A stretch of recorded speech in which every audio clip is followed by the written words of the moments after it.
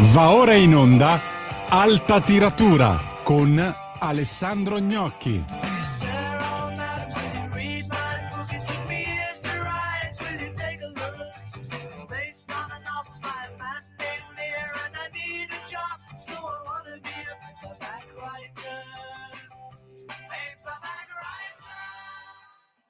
Buongiorno, benvenuti ad Alta Tiratura, io sono Alessandro Gnocchi e questa è Radio Libertà. Oggi affrontiamo un paio di temi, culturalmente molto rilevanti, perché penso che siamo alla vigilia di una nuova grande polemica che prenderà spunto da quello che è successo ieri, quando gli editori piccoli e medi che normalmente frequentano la fiera della piccola e media editoria più liberi che si svolge a Roma alla Nuvola di Fuxas, si sono visti recapitare una email in cui gli veniva chiesto di firmare una dichiarazione di antifascismo come atto necessario per essere ammessi alla fiera medesima, il che è abbastanza bizzarro per una serie di motivi. Ma adesso prendo un giornale che ha riportato il testo del comunicato integrale, e il giornale è il mio giornale. Allora, la dichiarazione dice: viene richiesto all'editore di dichiarare sotto la propria responsabilità di aderire ai valori e ai principi espressi nella Costituzione italiana, nella Carta dei diritti fondamentali e nella Dichiarazione universale dei diritti umani, di riconoscere e condividere i valori antifascisti alla base dell'ordinamento democratico della Costituzione italiana, poi rispettare i principi di libertà di pensiero e di stampa, rifiutare ogni forma di discriminazione, di incitamento all'odio e poi di aver compreso il testo che è stato spedito. Ora, questo è veramente una cosa assolutamente paradossale, surreale. Il comunicato è stato inviato dall'AIE, quindi dalla più importante associazione italiana degli editori, quindi è un atto ufficiale. Ma perché una fiera del libro pretende un atto di fede antifascista? A parte che la dichiarazione stessa è scritta malissimo, perché chiaramente se io aderisco ai valori e ai principi espressi nella Costituzione, automaticamente aderisco anche a questi valori che sono antifascisti, perché la Costituzione nasce proprio su questa base. Quindi è una doppia richiesta uguale, solo per poter tirare fuori la parola antifascismo, che sarebbe già inclusa in realtà nella prima parte della dichiarazione. Ma poi c'è da riflettere su che cosa sia una fiera del libro. Una fiera del libro vende libri, non rilascia patenti politiche o morali, non è una sentinella a guardia della Costituzione, che tra l'altro prevede la libertà di espressione, non è un soviet che va, anche se lo sembra, che vaglia l'affidabilità ideologica prima di rilasciarti la tessera di conformità. E quindi che senso ha tutto questo? A mio avviso nessuno, perché il fascismo, non ci sono fascisti alle porte che chiedono uno stand alla fiera del libro della piccola e media editoria, non c'è la fila di camicie nere che chiedono, quindi è una dichiarazione così, senza senso, nel senso che non costa niente, non si rischia nulla, è molto così, è un gesto simbolico che non si capisce rivolto contro chi, o forse sì, si capisce, rivolto a quegli editori tipo Passaggio al Bosco, che già l'anno scorso furono al centro di una polemica perché di destra dichiaratamente. Ma c'è un problema ulteriore che va segnalato e va discusso. Cioè a questo punto uno potrebbe richiedere anche la patente allora di anticomunismo, perché se proprio vogliamo dirla tutta, è come dire, per appartenere alla famiglia democratica e liberale, quella che l'AIE pare voler sostenere con questa dichiarazione, è necessario non solo essere antifascisti ma anche essere anticomunisti. Questo è solare, è chiaro in tutti i paesi del mondo, tranne in Italia, dove la propaganda comunista è riuscita a far passare l'idea errata che l'antifascismo coincidesse con il comunismo. Non è vero. In montagna tra i partigiani, è vero, c'era una grossa quota di comunisti, ma c'erano anche i militari, c'erano anche i monarchici, c'erano anche i cattolici, c'erano anche i liberali, insomma c'erano gli anarchici, c'erano insomma un insieme di forze che erano contrarie al fascismo. Il comunismo, diciamo, io chiederei di sottoscrivere allora una dichiarazione in cui io chiederei questo, chiederei che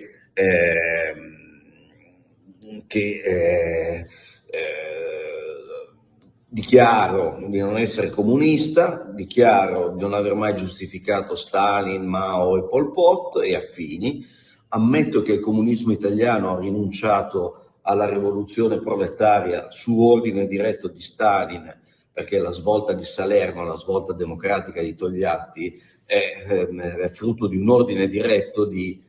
Stalin, ordine diretto che è stato trovato da Viktor Zapolsky, esiste il documento, in cui appunto Stalin dice: non posso aprire un fronte nell'Europa meridionale perché adesso mi devo pappare l'Europa orientale, cioè l'Europa che finirà oltre la cosiddetta cortina di ferro. E quindi, caro Togliatti, le armi valle a seppellire, ce ne parlerà poi. E questa è la grande svolta democratica del PC. Inoltre il PC italiano si è distinto per aver combattuto alcune delle più spregevoli battaglie culturali contro la libertà di espressione e a favore della censura. Ricordiamo la pubblicazione del dottor Zivago, che il dottor Zivago fu pubblicato da Gian Giacomo Feltrinelli, ma il PC fece di tutto, soprattutto nella persona di Rossana Rossanda, per evitare la pubblicazione. Feltrinelli alla fine gli disse: sapete cari cosa faccio? Il libro lo pubblico ed esco dal Partito Comunista. Ma insomma esistono i carteggi tra la Rossana e Ancata, insomma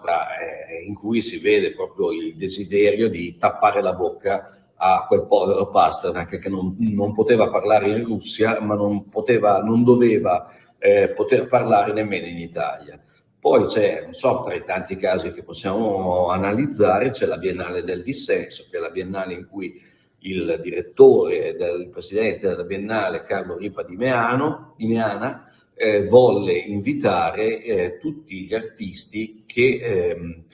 dissidenti rispetto al potere sovietico, e chi fu a opporsi e chi cercò di boicottare in tutti i modi questa Biennale? Il Partito Comunista, ordine di Enrico Berlinguer diretto a Giorgio Napolitano, e anche su questo ci sono dei documenti ineccepibili pubblicati da Ugo Finetti tra gli altri, e quindi c'è poco da dire. Cioè, allora visto che il comunismo oggi in Italia è certamente più apprezzato del fascismo, allora visto che il comunismo non può dirsi certo una forza democratica,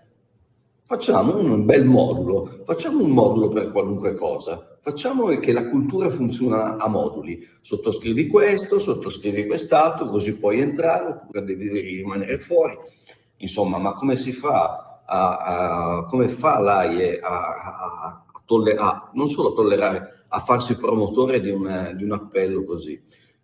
Francamente ha dell'incredibile. Però ecco, perché non funzionerebbe l'appello, il modulo che propongo io? Non funzionerebbe perché allora dirsi antifascisti è normale, non si corre alcun rischio. Invece se ci si dichiara anticomunisti, ancora oggi che il comunismo è morto e sepolto e sconfitto dalla storia, ancora oggi nel mondo della cultura e nel mondo editoriale in particolare. Se ci si dichiara anticomunisti si perdono le recensioni, si perdono gli inviti, si perdono tante cose che invece i letterati cosiddetti vogliono tenersi belle strette.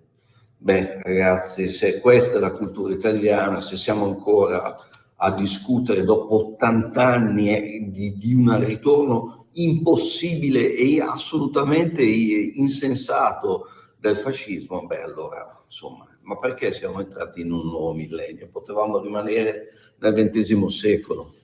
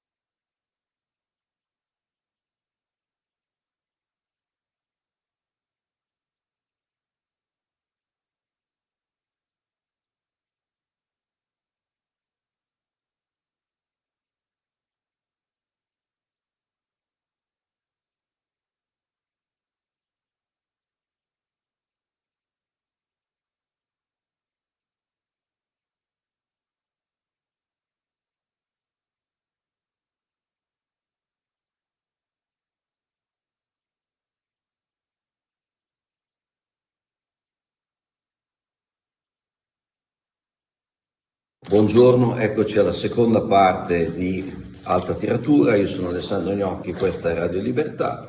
e in realtà non cambieremo di molto l'argomento perché ancora parleremo di battaglia culturale e questa volta parleremo di uno dei grandi protagonisti della battaglia culturale tra la destra e la sinistra, battaglia che ha visto perdere su tutta la linea la destra, battaglia che dal punto di vista editoriale è stata combattuta innanzitutto dalla persona che tra poco citeremo, battaglia culturale che ha portato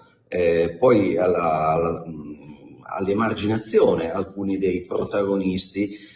appunto della rinascita dell'editoria di destra, reazionaria, tradizionalista, liberale, quello che volete, negli anni 60 e 70. Allora, il protagonista, voi purtroppo dovete leggerlo al contrario, ma allora l'occasione per parlare di questo argomento è l'uscita dello Zoario di Alfredo Cattabiani. È un libro già edito dalla Mondadori, è un libro zoario che è una specie di viaggio simbolico attraverso i racconti che descrivono gli animali che ci stanno più vicini, i gatti, i cani e così via. E fa parte questo libro di una progettata storia dell'immaginario in cui Cattabiani voleva far vedere attraverso i simboli, attraverso le immagini, che esiste un sapere tradizionalista, altri lo chiamano sapienziale, un sapere alternativo al materialismo, al progressismo e al nichilismo della sinistra. Qui siamo diciamo per un sapere invece in cui è importante il ruolo del sacro, che poi si declina in vari modi, non necessariamente cattolici, e appunto è centrale l'idea del sacro, è centrale l'inviolabilità fisica della persona, e insomma sono quel set, diciamo così, di valori di destra che non andavano per la maggiore negli anni 60 e 70. Alfredo Cattabiani invece fu interprete proprio di quel pensiero, e se oggi in Italia conosciamo Tolkien o editori o autori come Bernanos ad esempio, lo dobbiamo principalmente a lui. Allora lui iniziò con il botto, perché iniziò con una tesi su De Maistre, che è considerato uno dei padri del pensiero reazionario, e accadde questo, che quando andò a laurearsi si sedette, lui si laureò a Torino, e nella commissione c'era un uomo che prese, maestro di libertà secondo la sinistra, che prese la tesi e la buttò per terra in segno di spregio, e quell'uomo era Norberto Bobbio. Bene, detto questo è un aneddoto che Cattabiani raccontava sempre. Poi Cattabiani fece le sue esperienze e alla fine iniziò a lavorare come direttore editoriale. E la prima casa editrice che prese in mano era una piccola casa editrice che però fece dei libri gloriosi, che erano le edizioni dell'Albero, in cui, non so, per esempio, anche andando al di là di quelli che sono i pensatori, se vogliamo prendere l'aspetto letterario, è la casa editrice che ad esempio ha portato in Italia gli Ussari, quindi Roger Nimier e gli altri scrittori reazionari francesi, ma reazionari non vuol dire solo passatisti, perché gli Ussari erano un'avanguardia, però erano un'avanguardia in opposizione diversa dall'esistenzialismo di Sartre, erano i principali avversari, poi anche loro sono stati, come dire, nascosti perché hanno perso questa battaglia. Comunque, le edizioni dell'Albero. Dalle edizioni dell'Albero passa a Borla fa dei libri incredibili, scopre Mircea Eliade in Italia, lo porta lui per primo in Italia, pubblica delle bellissime antologie di Bernanos, pubblica un sacco di libri splendidi, che poi confluiranno in quella che è la sua impresa principale. Cioè a un certo punto la famiglia Rusconi dice noi vogliamo fare un polo editoriale che sia, come dire, più aperto e che si rivolga anche al mondo dei conservatori, e quindi la famiglia Rusconi dice: signor Cattabiani, lei è disponibile a fare questo per noi? E Cattabiani ovviamente risponde di sì, si circonda delle migliori menti, cioè Quirino Principe, Zolla, tutti i grandi personaggi diciamo di quel tipo di cultura, e mette in piedi un catalogo che inizia dopo un po' a fare paura, perché ci sono gli scrittori viventi italiani, Berto per esempio, o anche Sgorlon, anche tanti altri, Pomiglio, tutti scrittori viventi, e questo è importante, cioè comunque sapeva cercare e trovare le eccellenze viventi, mentre oggi gli editori di destra puntano troppo sul catalogo, cioè sugli autori morti, possibilmente fuori diritti. Non va bene, e infatti Cattabiani non faceva questo lavoro, faceva l'editore vero, ovvero pubblicava autori viventi e rilevanti in quel momento. Poi naturalmente ha fatto anche dei ripescaggi incredibili, ma diciamo quello che fece la fortuna della Rusconi fu Tolkien. Il Signore degli Anelli. Il Signore degli Anelli, che all'inizio Cattabiani non voleva fare, perché non l'apprezzava fino in fondo. Naturalmente aveva capito che si trattava del tentativo che lui poteva apprezzare a livello teorico, si trattava del tentativo di dare un'epica a un paese, l'Inghilterra, che quell'epica non ce l'aveva, da parte di un grande filologo, perché Tolkien è questo, però secondo lui il libro non avrebbe funzionato in Italia. Lo fece vedere ai suoi collaboratori, Principe e Zola, e Principe soprattutto disse: ragazzi, ma questo è un capolavoro, traduciamolo immediatamente. E il capolavoro fu tradotto dall'Alliata, e la traduzione, che inizialmente aveva qualche problema, fu poi risistemata e fu approvata da Tolkien. Cioè Tolkien è morto 2 anni dopo l'uscita in Italia del Signore degli Anelli, ha fatto in tempo a vedere la traduzione. Tolkien era un genio della lingua, quindi parlava, si inventava le lingue, quindi capiva perfettamente che lavoro era stato fatto, lo approva, e quindi quello è il testo che bisogna leggere. Poi è arrivata la sinistra, che ha cercato di appropriarsi di questo testo, l'ha fatto ritradurre malissimo, togliendo proprio l'epica da un libro che nasceva proprio per darne una, e adesso ci tocca leggere la nuova traduzione, quella di Ottavio Fatica, anche se mi dicono che in realtà la gente va a cercare ancora la vecchia edizione con la traduzione buona. Comunque iniziarono, cioè gli intellettuali più attenti iniziarono a capire che lì c'era qualcosa, stava nascendo un polo culturale importante, e hanno fatto una battaglia per farlo chiudere o per isolarlo. Walter Pedulla disse che ci voleva il cordone sanitario intorno alla Rusconi, perché insomma da lì veniva fuori di tutto, e dove di tutto significava appunto Eliade, Jung, e tutto questo tipo di cultura irrazionale, tra virgolette, non che il marxismo sia più razionale, cioè il marxismo si dice la scientificità del marxismo, che non esiste assolutamente, però in quegli anni era così: Marx era una scienza e gli altri erano irrazionali. Alla fine Cattabiani, cioè Rusconi, diciamo, si stufò di essere, come dire, circondato da nemici, e alla fine Cattabiani si dimise, fu allontanato, le cose più o meno combaciano, e da quel momento iniziò a lavorare per i giornali, e noi sappiamo, per i giornali, ma anche pubblicare libri poi per la Mondadori, appunto questa storia dell'immaginario a pezzi, e possiamo dire che Gianfranco De Turris,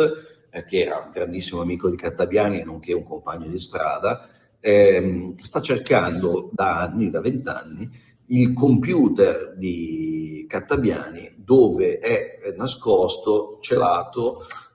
un inedito, che è un altro capitolo della storia dell'immaginario, che è il terrario. Non sappiamo che cosa contenesse il terrario. Questo computer era alla RAI, non si sa dove sia finito, e comunque diciamo che Alfredo Cattabiani è un po' il personaggio che bisognerebbe prendere a esempio per operare sul piano della cultura editoriale, con una visione che non sia quella appunto progressista e materialista. Ciao.